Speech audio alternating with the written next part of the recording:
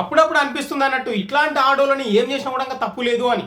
నిజంగా మీరు చూస్తే అదే అంటారు. సో కొన్ని రోజుల నుంచి అయితే ఈ న్యూస్ బాగా స్ప్రెడ్ అవుతుంది కదా, సీతారాం సాఫ్ట్వేర్ ఇంజనీర్ని ఆయన బలవంతంగా మరణం అయితే వేసుకున్నాడు కదా హుస్సేన్ సాగర్లో దూకి.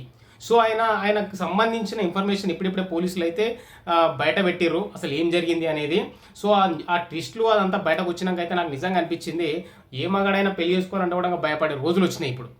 సో ఏంటంటే ఆంధ్రప్రదేశ్లోని మార్కపురానికి చెందిన ఈ సీతారాము నంద్యాలకు చెందిన అమ్మాయి రేణుకాతో అయితే 2018లో పెళ్లి జరిగింది. వీళ్ళకి 2 పిల్లలు ఉన్నారు. ఈ సీతారాం సాఫ్ట్వేర్ ఇంజనీర్ చేస్తున్నాడు, వెల్ సెటిల్డ్, మంచిగా వీళ్ళకి ఆస్తులు కానీ శాలరీ పరంగా కానీ ఎలాంటి ఆర్థిక ఇబ్బందులు కూడా లేవు వీళ్ళకి. సో మంచిగా ఉన్నారు. సో వీళ్ళు ఏంటంటే బాచుపల్లిలో అయితే కాపురం పెట్టారు. ప్రజెంట్ అయితే అక్కడనే వర్క్ చేస్తున్నాడు ఈయన. సో రీసెంట్గా ఫిబ్రవరిలో ఆయనకు వచ్చిన బాధ ఏందో తెలియదు కానీ దారుణంగా ఫిబ్రవరి 10 రోజు ఆ టైంలో 19 పేజీల సూసైడ్ నోట్ అయితే ఒకటి రాసిండు. అసలు ఆమె భార్య ఆయన ఎంత ఇబ్బంది పెట్టింది, అసలు ఎవరెవరితో చాటింగులు చేస్తుంది, ఎవరెవరితో కలిసి ఉంటుంది అని చెప్పేసి అయితే 19 పేజీలు రాసిండు. ఒక పెన్ డ్రైవ్లో పెట్టేసిండు, సిస్టంలో పెట్టేసిండు. సో ఇంకా బాధ భరించలేక తండ్రికి కూడా ఇంకొక కాపీ పంపిండంట. అంటే చూడండి ఎంత పెయిన్ అనుభవించి ఉంటాడు. సో ఇంకా అది పెట్టేసిన తర్వాత హుస్సేన్ సాగర్లో దూకిండు, చనిపోయాడు. చాలా రోజుల నుంచి అనుకుంటారు అసలు ఎట్లయింది ఏమైంది అని. కానీ ఇప్పుడే పోలీసులు కూడా అసలు ఏం జరిగింది అనేది మాత్రం బాగా మొత్తం బయటకు తీసుకొని వచ్చిర్రు. ఇంటరాగేషన్లో అంట వీస్తుపోయి నిజాలు కూడా తెలిసినాయంట.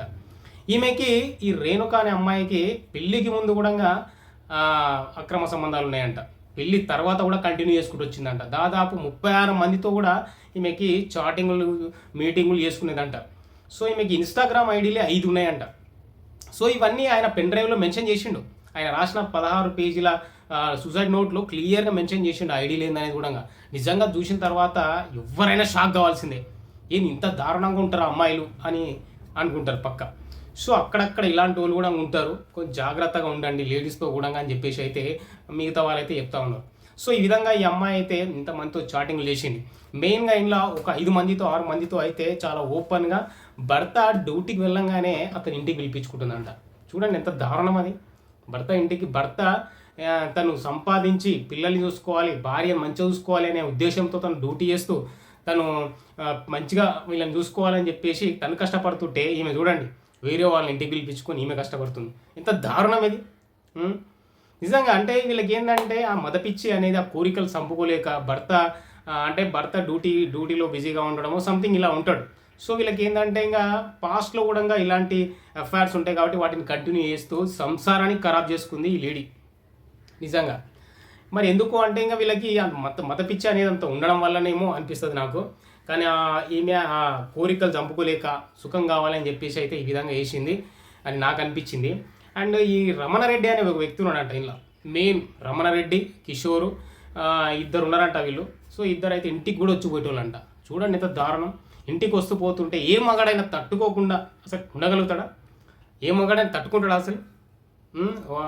అతని భార్య అతని కళ్ళ ముందే అట్లా రూమ్లకు వేరే వాడు పోతున్నాడు అంటే ఎవడైనా సరే చీమునెత్తురు ఉన్నవానికి కోపం రాదా? ఇంకోటి అయితే ఇంకా చూస్తూనే ఉన్నాం, ఆల్రెడీ వేసేస్తూనే ఉన్నారు.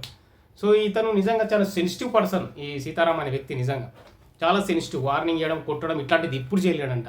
అన్నీ అబ్జర్వ్ చేస్తున్నట్ట. కానీ చెప్పిండంట ఇది మంచి పద్ధతి కాదు, మార్చుకోవద్దు అని కూడా చెప్పిండంట. కానీ ఆమె ఇంకా వినలేదంట.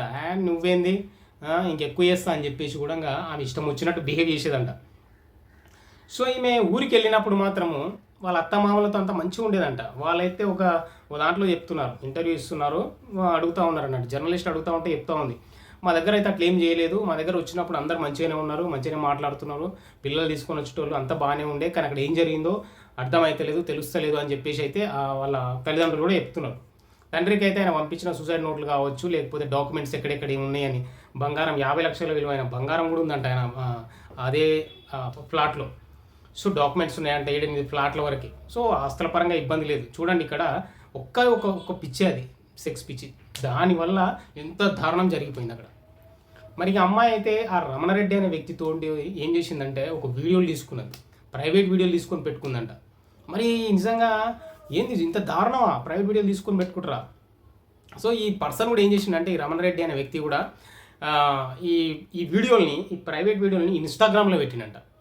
ఇన్స్టాగ్రామ్లో పెట్టిన తర్వాత ఒక్కసారిగా ఈయనకు ఆటోమేటిక్గా నోటిఫికేషన్ ఏదో వచ్చిందట, చూసి అంట ఆ రోజంతా ఏడ్చిండంట ఆయన. ఏడ్చిండు, ఎవరు చెప్పాలో అర్థం కాదు, అక్కడ తల్లిదండ్రులు చెప్తే వాళ్ళకి అర్థం కాదు. ఎవరైనా సరే అబ్బా, ఫ్యామిలీ కోసం పని చేసే ఏ మొగోడైనా కూడా నిజంగా చెప్తున్నా చలించిపోతాడు.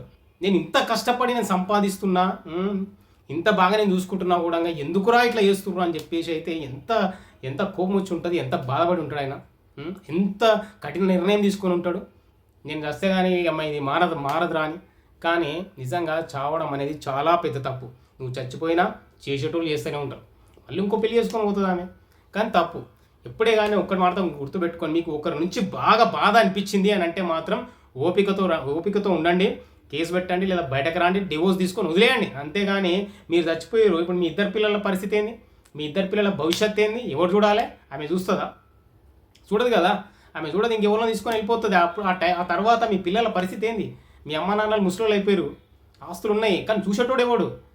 ఒక్కసారైనా మైండ్ పెట్టుండి, ఎవరో ఏదో చేసిరు, మోసం చేసిందా? ఎందుకంటే అత్యనమ్మకం అనేది ఎప్పటికైనా ప్రమాదమే. పూర్తిగా ఎవరిని నమ్మినా కూడా అది ప్రమాదమే. అది భార్య భర్తలు కావచ్చు, బిజినెస్లు కావచ్చు, అంతే అది. సో ఎంతవరకు నమ్మాలంతవరకు నమ్మండి. ఏదైనా అట్టిట్ అయింది అనుకోండి, ధైర్యంగా ముందుకు వచ్చేసి విడిపోండి. అంతేగాని చావడమో చంపడమో ఇవన్నీ చేయకండి. నిజంగా ఇది చూసిన తర్వాత నాకే బాధ అనిపించింది, ఆ ఇద్దరు పిల్లల పరిస్థితి ఏంది అని. ప్రజెంట్ వచ్చేసి మీరు రేణుక, రమణారెడ్డి అనేవాళ్ళు జైల్లో ఉన్నారంట.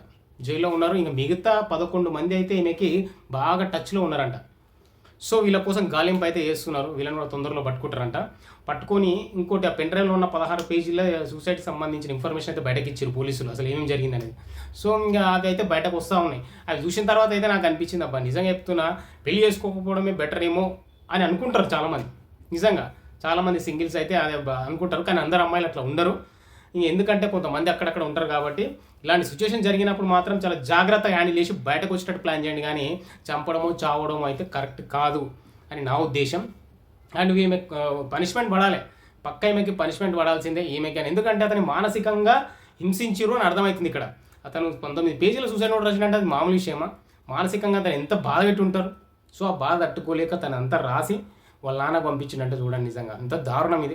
సో ఇప్పుడైతే ఈ టాపిక్స్ మీద అయితే మాట్లాడుతూ ఉన్నారు చాలామంది. నేనైతే ఒకటే చెప్తున్నా, ఇలాంటి సిచ్యువేషన్లో మాత్రం చాలా జాగ్రత్త నిర్ణయాలు తీసుకోండి, బలవన్మరణానికి మాత్రం పాల్పడకండి.